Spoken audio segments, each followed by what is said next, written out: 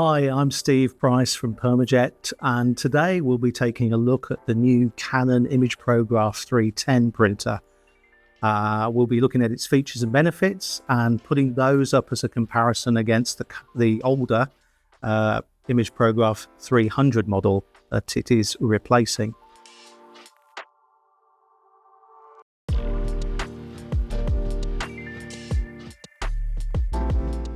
We've been quite excited for this to come out because we're now aware that this printer model, the new 310, is now having its inks brought into line with the wider format ink range and its bigger brother, the 1100 printer, which came out back in November last year.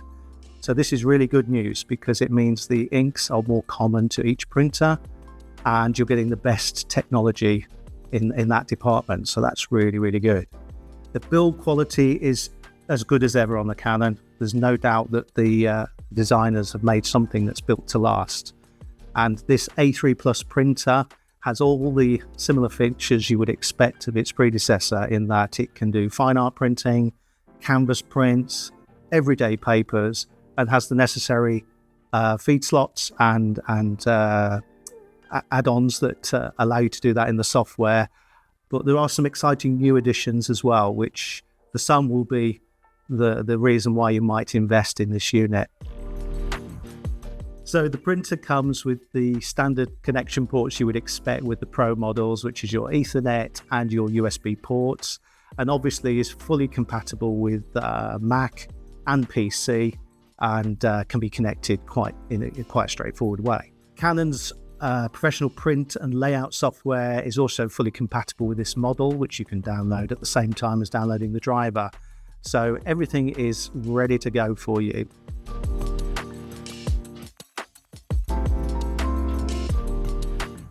Okay, so now we're going to talk about what's new about this printer in comparison to the older Pro-300. Well, we've already said that there are 10 inks in this printer, and they have been upgraded to match the more wide format range of inks that Canon have had out for some time now. That means that you've got a special little feature added into those inks, which is the waxing agent. They've added this to the colours so that you get a better scratch-resistant result on your prints, particularly on glossier papers, obviously.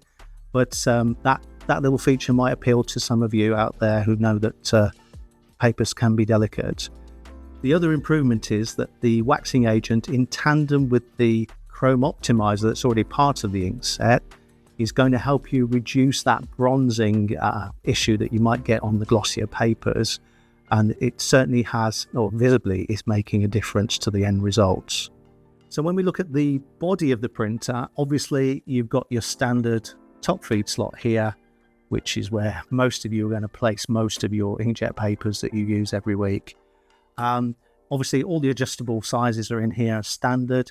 However, they have added a few new feature sizes, which might be useful to you. I think some of the greeting card sizes and so on, but also, these are in the presets, but you also have the ability now to print panoramics up to 1.8 meters long, which wasn't possible with the previous unit. So that could be really useful as well to you. In addition to that, we have at the back of the printer, we always still have the fine art rear feed or manual feed, whatever they call it these days in this model. But that would be where you put everything that is the thicker papers, the fine art papers, and things like canvas, speciality type papers. That roller path is a better feed and avoids any jamming or any other issues you might have trying to put them through this top feed, which is really for the more everyday gloss, satin, luster papers, which is what it's built for. You can stack those in there. The rear feed is for more singular feeding with the specialist thicker grade of paper. So I just wanted to make a quick mention about the inks themselves, the cartridges. So just like the Pro-300, its predecessor, the inks are inserted into the print head as before, but they are new inks, so don't try and transfer old inks into this unit. They won't work or be recognized.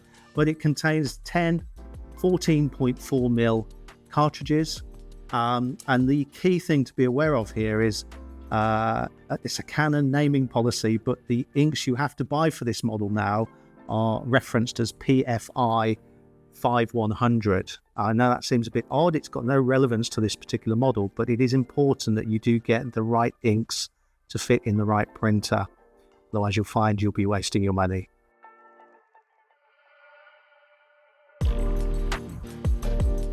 So what we want to look at now is the actual results from this printer.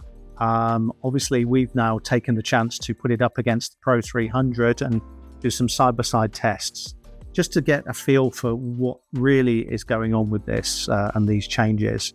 And what we have discovered significantly is that certainly the coloration is definitely an improvement, a very subtle improvement, admittedly.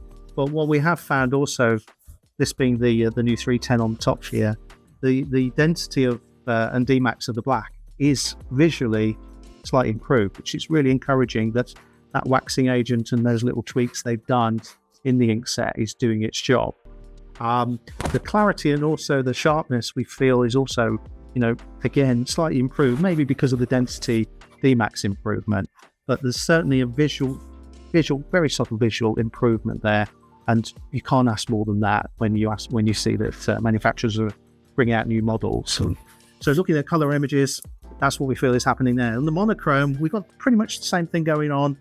We find that the Dmax density, and for monochrome users, this is probably even more relevant to you because what you're looking for obviously is the best Dmax. But again, this top print being from the PRO-310 is generating a better density in these heavy dark areas, and over and above the original PRO-300 results. And the clarity and sharpness, again, I do believe we are seeing some improvements there. So you can never put down the improvements that Canon have been achieving with bringing out new models, because obviously they are making small tweaks. I don't think we're going to see anything radical as they improve each model, but they're all going in the right direction. And at the end of the day, you're taking high quality images to produce the very best results. So you need a good piece of equipment to do that, and that's what we feel they are bringing out here and bringing that into line with the rest of their range. So I think at the end of the day, we've probably given you enough info for now. We don't want to bore you to death, but I think if you find that this is of interest at all, you can always give us a call. The printer and the inks for it are now available readily from Canon, and they'll be up on our websites.